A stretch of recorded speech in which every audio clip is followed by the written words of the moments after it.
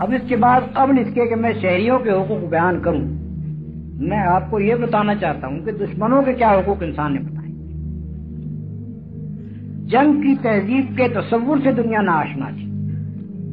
اگر پہلی مرتبہ یہ تصور مغربی دنیا میں پیش ہوا ہے تو وہ 17ویں صدی میں پیش ہوا ہے، لیکن اس کے اوپر عمل درآمد اگر کرنے کی کوشش کی گئی ہے تو وہ 19ویں صدی کے وسط میں کی گئی۔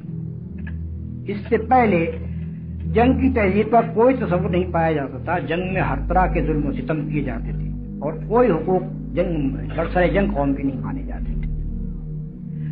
اور 19ویں صدی میں جو بین الاقوامی قوانین بنائے گئے جنگ کے متعلق اور جن کے بنانے کا سلسلہ اب تک جاری ہے، ان کی اصل نوعیت قانون کی نہیں ہے، ان کی اصل نوعیت معاہدات کی ہے۔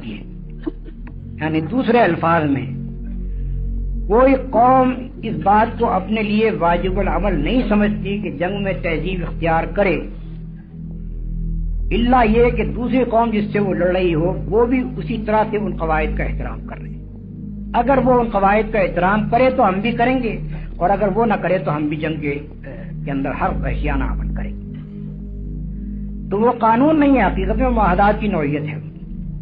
اور جو قوانین بین الاقوامی قانون جنگ کے نام سے بنائے گئے وہ ہر جنگ میں اس کے پرزے اڑائے گئے اور ہر مرتبہ بین الاقوامی قوانین پر نظر ثانی کی گئی ان کی وجہ سے۔ لیکن اسلام نے جو کچھ جنگ کی تہذیب دی ہے وہ قانون کی حیثیت رکھتی ہے، کیونکہ وہ خدا نے مقرر کی ہے اور مسلمان اس پر اس سے کسی طرح سے تجاوز کر نہیں سکتے، اس سے ہٹ نہیں سکتے۔